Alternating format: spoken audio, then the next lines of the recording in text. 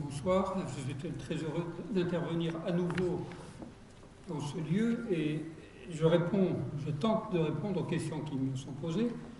Donc la question qui est posée ce soir, c'est qu'est-ce qu'une femme pourrait dire de l'extérieur de la psychanalyse? C'est une question étrange quand même. Même qui pourrait paraître plutôt déplacée en disant mais qu'est-ce que c'est? Qu'est-ce que que ça qu'une femme, hein? Or, cette question, elle est pleinement fondée, je dirais, du point de vue du savoir de l'inconscient, et c'est ça que je voudrais, dans cette présentation de synthèse, expliciter. Quelques-uns, d'ailleurs, des autres thèmes qui seront traités ultérieurement, par exemple la question de la solitude de la femme, suppose d'abord de commencer par cette question, qu'est-ce qu'une femme? Je compléterai du point de vue du savoir inconscient, du point de vue de la pratique analytique, n'est-ce pas? Mais je commencerai tout de suite, au fond, par quelques exemples cliniques. Cette perplexité bizarre, par exemple, il y aura la question qu'est-ce qu'un homme? Bon, mais on pose la question dans sa perplexité même, plutôt du côté féminin. Pourquoi? Et pourtant, il y a aussi une énigme de l'homme. En tout cas, moi, j'entends beaucoup de patientes qui se demandent qu'est-ce qu'un homme. Elles ont du mal à repérer ce qu'il en est de ce que veut un homme. Cette perplexité bizarre, c'est par exemple celle que vit le garçon au moment de la puberté. Quand il découvre la différence sexuelle, quand il découvre ce que c'est qu'une fille, ce que c'est que l'autre sexe, il se trouve confronté à l'étrangeté du féminin. Certains sujets psychotiques, pour des raisons qu'on va rencontrer, voient dans la femme l'étrangeté absolue. L'étrangeté absolue de la différence sexuelle. Et c'est plus, je dirais, plus normalement le caractère étonnant que représente une femme pour un homme. Donc, c'est une question d'abord que se pose l'homme. Qu'est-ce qu'une femme?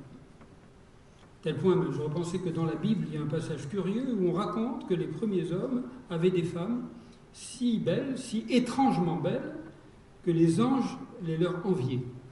Ce qui est extrêmement curieux. Comme s'il pouvait y avoir un désir, n'est-ce pas, de l'extérieur même de l'espèce humaine, et comme si, Freud le rappelle, c'est du bon sens, le genre humain se compose de deux moitiés. Où est le problème, hein? Et pourtant, il y a quelque chose dans le féminin qui intrigue spécialement. Voilà. Et qui, du coup, nous pose la question du masculin et du féminin. Je vais bien sûr y revenir, mais il ne faut pas confondre la dualité homme-femme avec la dualité du masculin et du féminin, puisque le masculin et le féminin sont chez l'homme et chez la femme. Donc, j'ajouterais que ces deux parties du genre humain se vivent bien souvent dans l'étrangeté.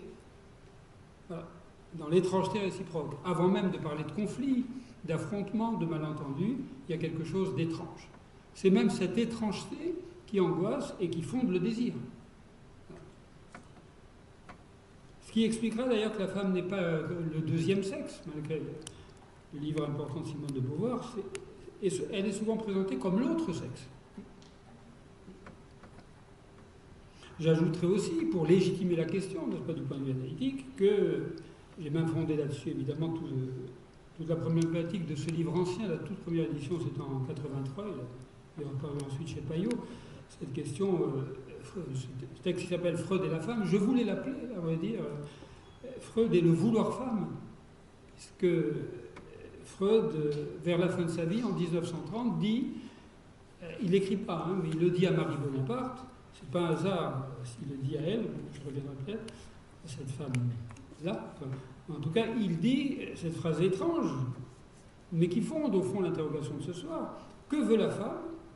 Voilà la seule question laissée sans réponse, malgré 30 ans, je cite Freud, malgré 30 ans d'études de l'âme féminine, habituellement il ne parle pas comme ça, c'est le style oral, hein. Eh bien, la seule question laissée sans réponse, c'est que veut la femme?